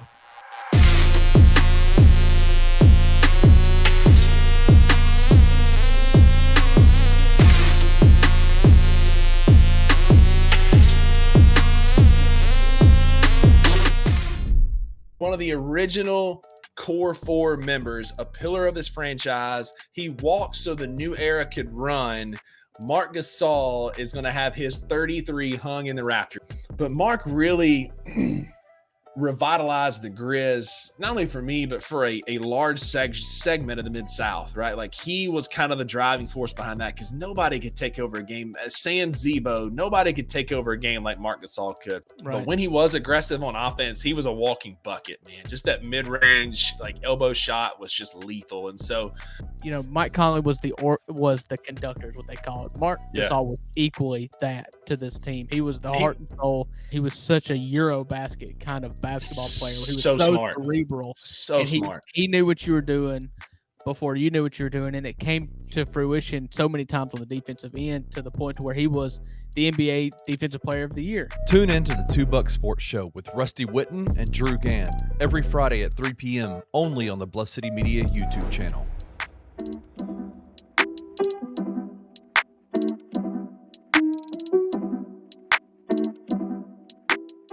But I just want to ask the question. Should Derrick Rose retire? I mean, I'm being dead serious. It's not nothing against the guy. I know you are. That's why it sucks. I'm asking a legit question because he can't stay injury free. I don't know if it, maybe an off season helps. Magic 8 ball. All signs point to yes. Sheesh. That's the sad part of it too. It's again, like I know a lot of people want him to do the Udonis Haslem thing. Like that's the extent of Derrick Rose at this point. It's okay. Like, he still showed. I mean, he had a nice move under the basket tonight, but it's man, like he's always hurt for a reason, dude. His body's just it doesn't happen, right? And if he can fit into Udonis Haslem type role where he's just the bench guy and the vet for the team, then that's awesome. Tune in to the Grizz 901 postgame show, live after every Grizzlies game on the Bluff City Media YouTube channel.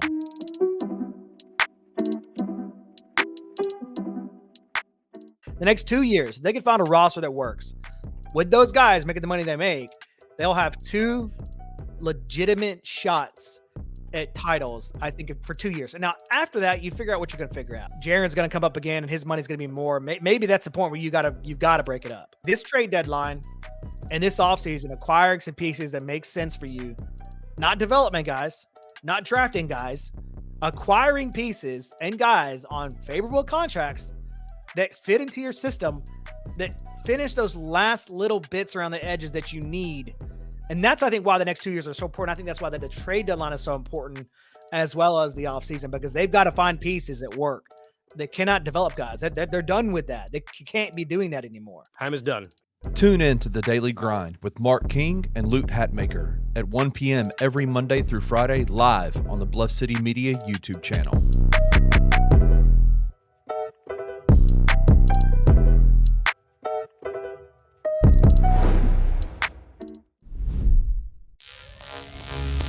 All right, y'all, welcome back to the Anthony Sain Show. March the 2nd, man, 901 Wrestling is coming back to the Black Lodge for another big show. We got the 2 guys from the main event. Now, we ain't never done this before, kid. We've had 901 Wrestling on a bunch. We ain't never had the actual main event in here at the same damn time. All right, now here's my question. Last time Bobby was in here, we got his ass whooped, number one. We had to call bringing up old shit. Like we had to call Tommy and say, man, y'all messed up our studio, man.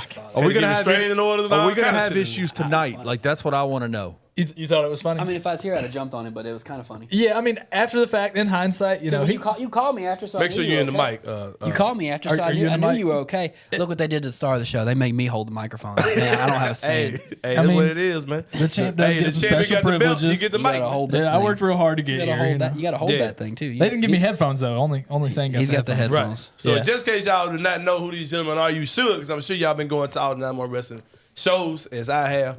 But got my guy Andy Mack, the star of the show. Got my boy Bobby Ford, 901 Wrestling champion Bobby Ford.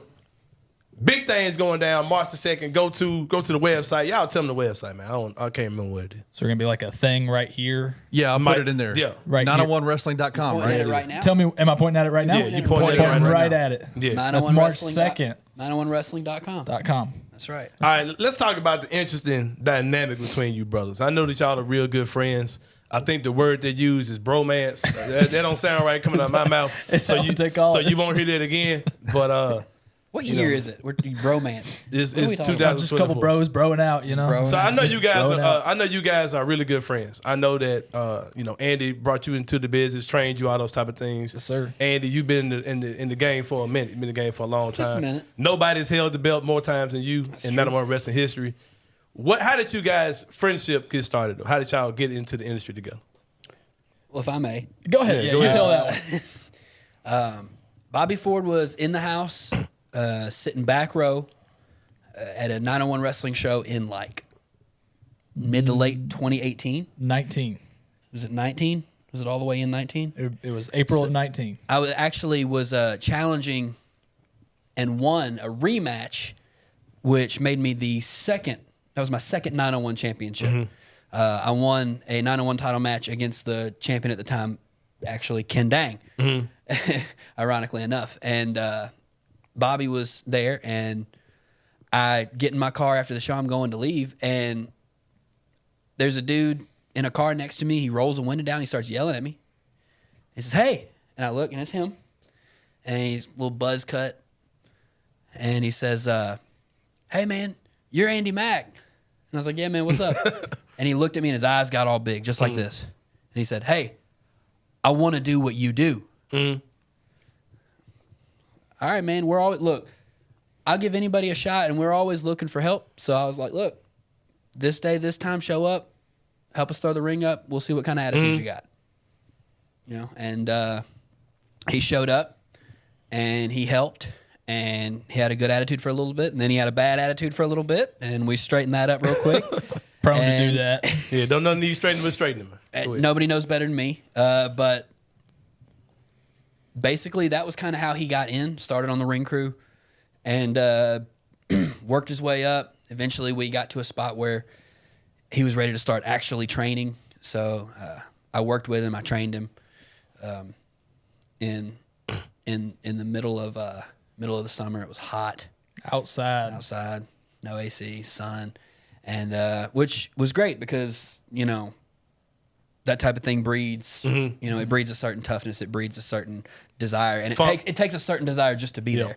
So anyway, that's how he got his start. That was all happening during the pandemic, the majority of his training. So by the time 901 Wrestling was ready to relaunch, y'all COVID brothers and everything. And we were getting roommates we during got COVID. We got tight during all that. We got tight during all that. It was tough on everybody. I was glad to have somebody kind of helping me, guide me through it, in more ways than one. So you say, see, I had it totally wrong. So y'all were not friends before any of it. Y'all met through wrestling. I met Andy Mack by wanting to be a wrestler. Wow, I didn't know that. I thought y'all were like guys like before all this. I was at the rec room, and like he said, I saw the matches, I saw everything that night, and I said I want to do this. And from day one, I really believed I could. I guess I didn't predict anything. I didn't expect anything. I didn't expect to be holding this, but I knew that I had potential. I knew that I had the ability to get in there and do it.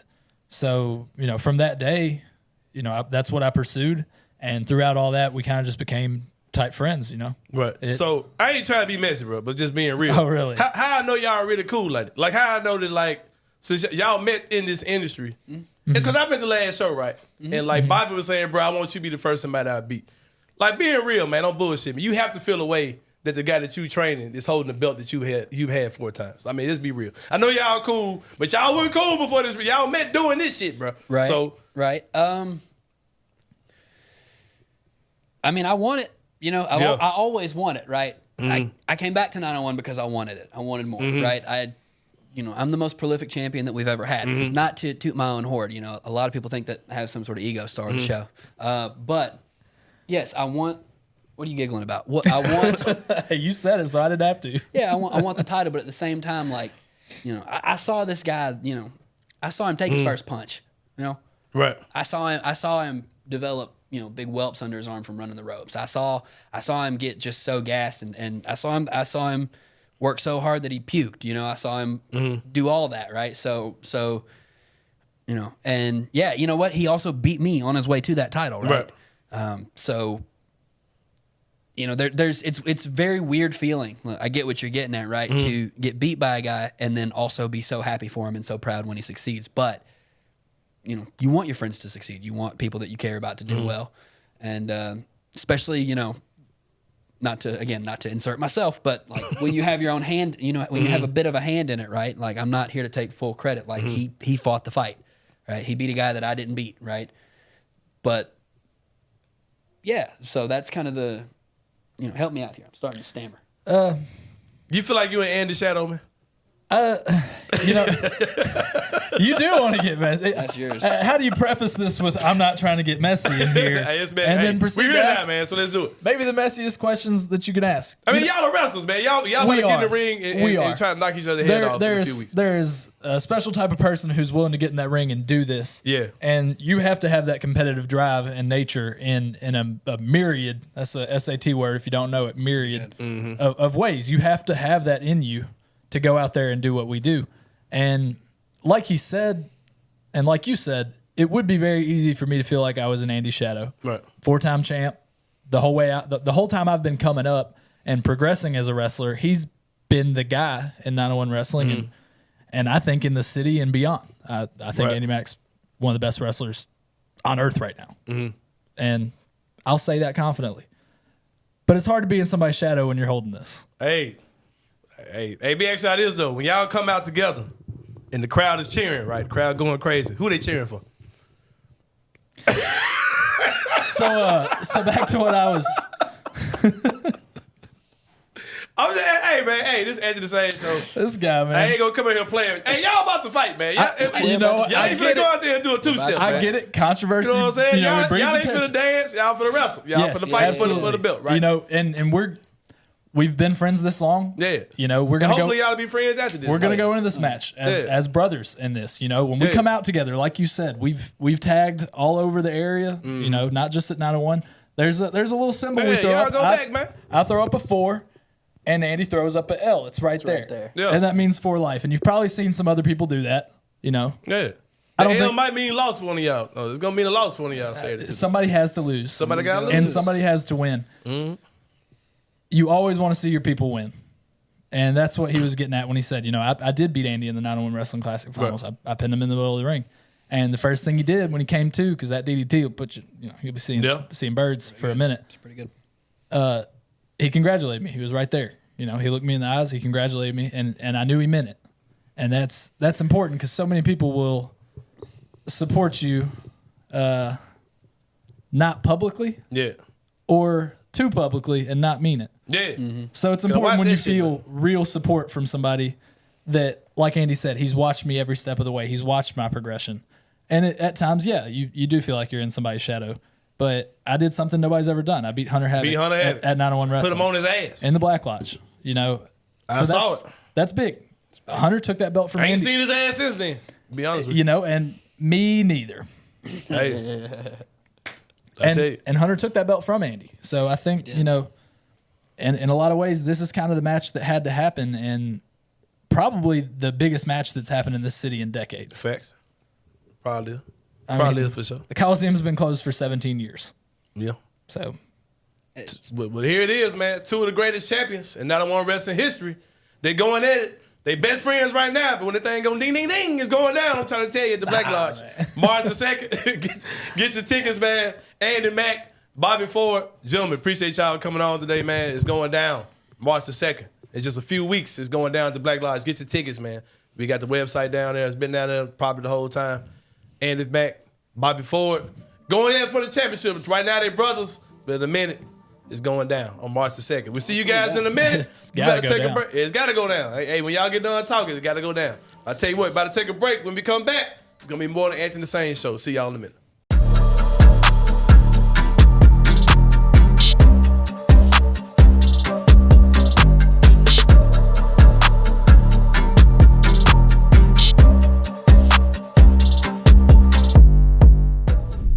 One of the original core 4 members, a pillar of this franchise. He walked so the new era could run. Marc Gasol is going to have his 33 hung in the rafters.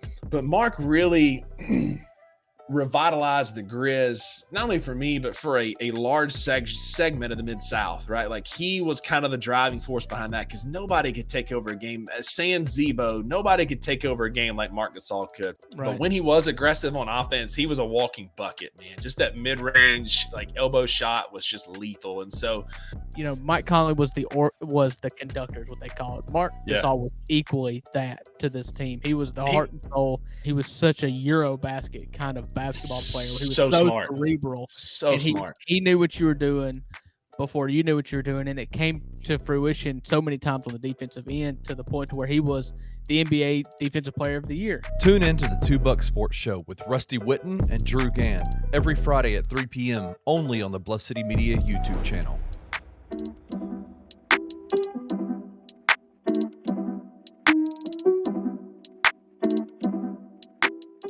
The next 2 years, if they can find a roster that works with those guys making the money they make, they'll have 2 legitimate shots at titles, I think, for 2 years. And now after that, you figure out what you're going to figure out. Jaren's going to come up again and his money's going to be more. Maybe that's the point where you've got to break it up. This trade deadline and this offseason, acquiring some pieces that make sense for you, not development guys, not drafting guys, acquiring pieces and guys on favorable contracts that fit into your system, that finish those last little bits around the edges that you need. And that's, I think, why the next 2 years are so important. I think that's why the trade deadline is so important, as well as the offseason, because they've got to find pieces that work. They cannot develop guys. They're done with that. They can't be doing that anymore. Time is done. Tune in to The Daily Grind with Mark King and Loot Hatmaker at 1 p.m. every Monday through Friday, live on the Bluff City Media YouTube channel.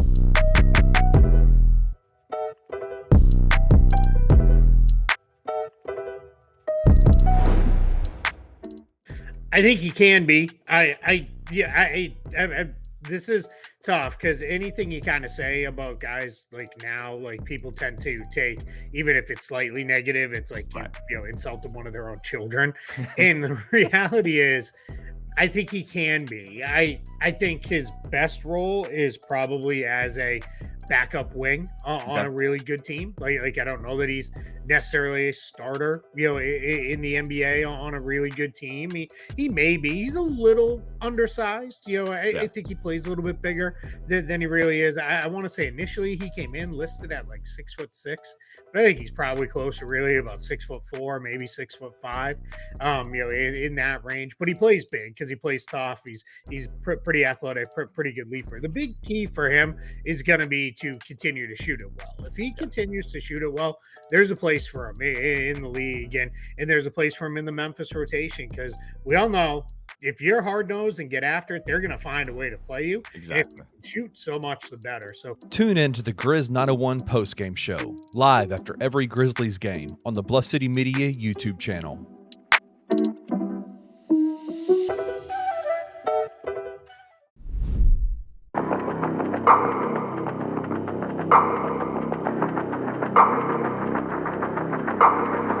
All right, y'all, welcome back to the Anthony Sain Show. Shout out to Andy Mack, Bobby Ford. Big match coming up on March the 2nd, man.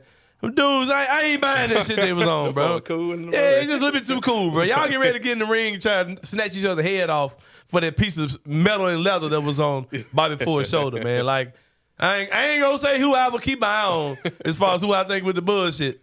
But somebody that group of two is on some bullshit to me. Hey, at least Bobby got to actually interview this time. Yeah, that man we were picking his ass off the ground last time we had that man in the studio for sure. But inside the same brain is here, where we talk about something that's going on in my brain. I'm typically under the influence of my glaucoma medicine when I think about these things, but not this time, Kenny Stubblefield. I was drunk as shit, but I was not high this time. I was out in Orange Beach, Alabama this past weekend with friends and family, man, doing my thing, watching the Super Bowl. And I'm watching this trailer for this movie, right? So I'm like, man, I see my girl. I can't think of her name. She black and real black. And I guess you know. Like, I think she's African-ish or something. The girl from, I know you're talking about. I can't think of her name. Us. No, not Us. Get Out. Not Get Out. Us. She was on Us. Yeah, it was Us. Yeah, the lady from Us. And dang, why I can't think of her she name? was laughing when Will Smith slapped the shit out of. why I can't think of her name? Yeah. Can't think, but she's awesome. Exactly what you're talking She's about. incredible, right? She's incredible, right? So I see her. God, dog. Yeah, I see it's kind of like a horror-esque movie. Like, oh shit, Lapita, yeah, my girl. Dang, I'm like, I don't know if I forget. She looks like cousin Kim from the Cosby Show. I see that. What I've always thought she looked like. Yes. But anyway, Lapita was in it, right? So it's like a horror movie. Like, oh shit, this Jordan Peele. What he coming with, right? Like, Right. Oh, it's got to be Jordan Peele. Then I saw these little creatures. Like, damn, them things look familiar. Then they said, Quiet Place 3. I said, oh shit! And I literally jumped out my seat, man, because I was literally just talking about the Quiet Place 3 to one of my brother's friends and his girlfriend that were there. We were talking about that movie, and my brother and his lady. We were talking about the whole thing. So I'm like, man, like this is gonna be freaking amazing, bro. If those of you who've never seen The Quiet Place, Quiet Place I just watched it for the first time this year. Quiet Place 1 and 2. And basically a story about these alien monsters from another planet, not another country, another planet. From another planet. It's the Dutch. It's the Dutch. But no, it's the New Zealanders. But no. It's the New Zealanders. Right. Shout out to man, y'all gotta stop playing like y'all still like the Grizzlies, man. Just go on to the Rockets or whatever team. Just go and do it now, man. Y'all not gonna be with us next year, man. Stop it. Anyway. Just do it now, man. Like, do it swiftly, man. Man, man, I don't like getting played with, they used to get away with so much, and now it's like, man, get out of here. Man, get out of here, man. Get your ass out of here. What's his name? Funaki. I know your ass ain't finna be fooling with the Grizzlies like that, bro. New Zealand gonna be on my ass, bro. Yeah, man. But no, man, for real, I don't like feeling like I'm getting played with, bro. Like, I feel like all these people gonna be gone next year, bro. Like, for real. They could be caught. Folk could be talking bad about Ja. They could get like, man, like Ja clown ass. Jaren Jackson soft ass. I mean, like, bro, they gonna be talking shit about us next year. They bro. refuse to cheer for Dylan Brooks again, man. I think they staying. They might be enough to have dual citizenship in this mother, for real. Dual fanship, yeah, for sure. But now what I was saying, these aliens from another planet come in, man, and like they can't see, they can only like certain sounds trigger them, and they follow the sound. So it's like you got to be quiet in the movie, right? That's gonna be dope. For those of y'all who do not know, I'm a huge Planet of the Apes fan. You see me wear my Big Champion shirt on here sometimes. Man, I can do all the quotables from Planet of the Apes, man. I can do all of them, man. I freaking love this show. Freaking love that movie. I've seen every edition, every version of it. I've seen the old ones, the Mark Wahlberg, the new joints. I haven't seen the TV show, the cartoon. I done watched all that shit, bro, for real. So I'm a huge Planet of the Apes fan. This next one is supposed to be like, going back to The Quiet Place. I think this one takes place in New York City, like in the big city. It said something like the first. It's the first day. It's supposed to be the first time. They said that when the aliens got to wherever they were last time. That wasn't when they first touched down. Right. But they said that this is when they first touched down. Nobody had any knowledge of how they move, how they work. So it shows you that. I want to say how the black like the first time. That shit gonna be different with black folks. You gonna see that the Purge did that. They had the Purge moves. Then they do the first Purge. Let's see how black people deal with this. That shit different. I tell you that now. It ain't the same.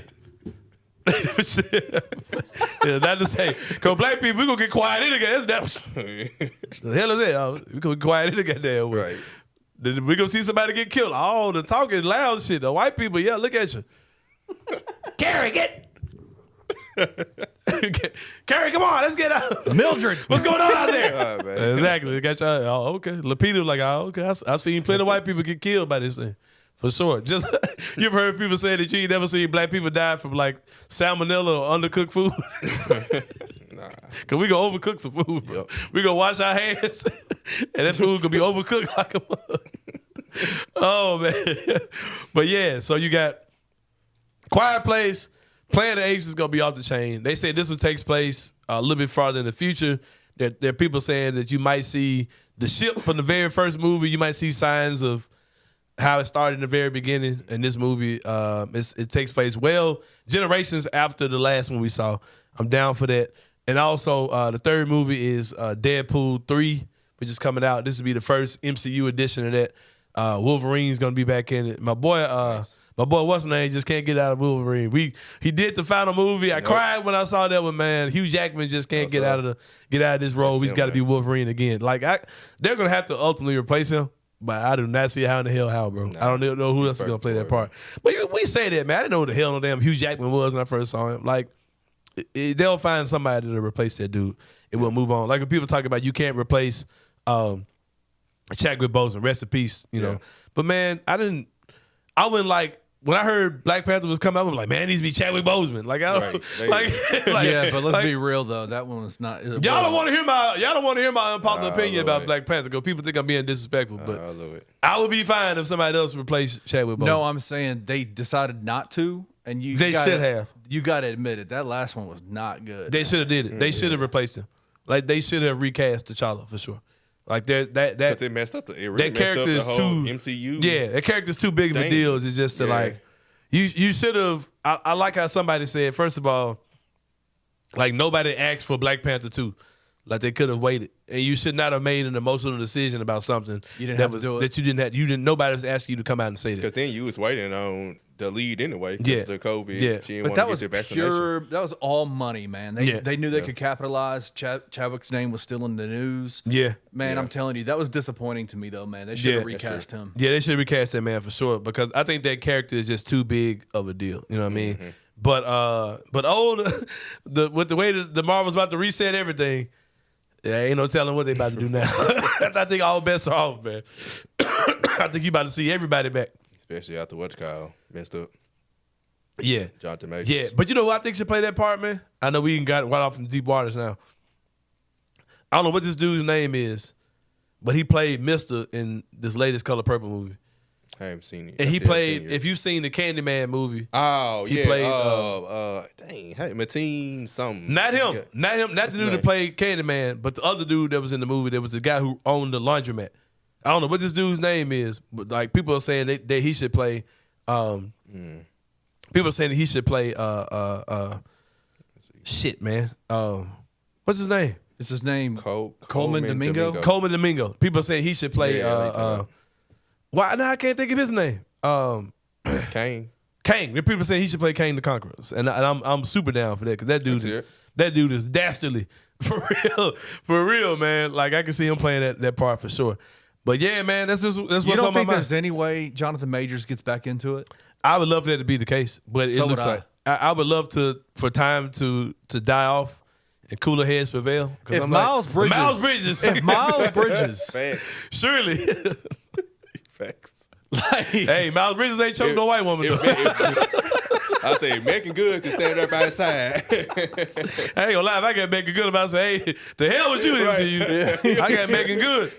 Walking around my house with drawers on. You think I care about paying Kane the Conqueror today, right now? Hey, it's a different. Hey, you choke a white woman, hey, it's over. It's over. Yeah. Ain't no MCU for you, baby. MC your ass in jail. Unfortunate reality. Yeah. Dang, that's true. Miles Bridges. If Miles Bridges could do what he did. Hey, wife, kids. Hey, was she white? No, get your ass up out of here. Round of applause. Go play ball. Play ball. Get a kid deserves a chance. Choke a white woman. Hey, it's over. Yeah. Get him out of here. Life is ruined. Yeah, Kane, you are conquered. Your ass is over. You know, think about the Brian Banks story. When you see who? The Brian Banks story. Who is it? Think about that. Is that the linebacker? Yeah, the guy who went to jail for rape. The USC guy, right? Yeah. Yeah, man. He got and they like filmed it in Memphis. Say it again. They filmed a movie in Memphis. Oh, did they? Yep. Right. Crazy shit out here going on for sure, man. But yeah, man, it's been another good one, man. Been another good one for sure, man. For Parish Sharkey, for Kenny Stubblefield behind the glass. Shout out to my football people from 901 Wrestling, man. We'll see you guys Friday at 12. And we up out of here. Thank you for listening to the Anthony Sain Show. If you enjoyed this episode, leave a rating and a review wherever you download your podcasts. Also, like and subscribe to Bluff City Media's YouTube page. For comprehensive coverage of Memphis sports, head over to www.bluffcitymedia.co and find out how you can become an insider. We will see you back here next week.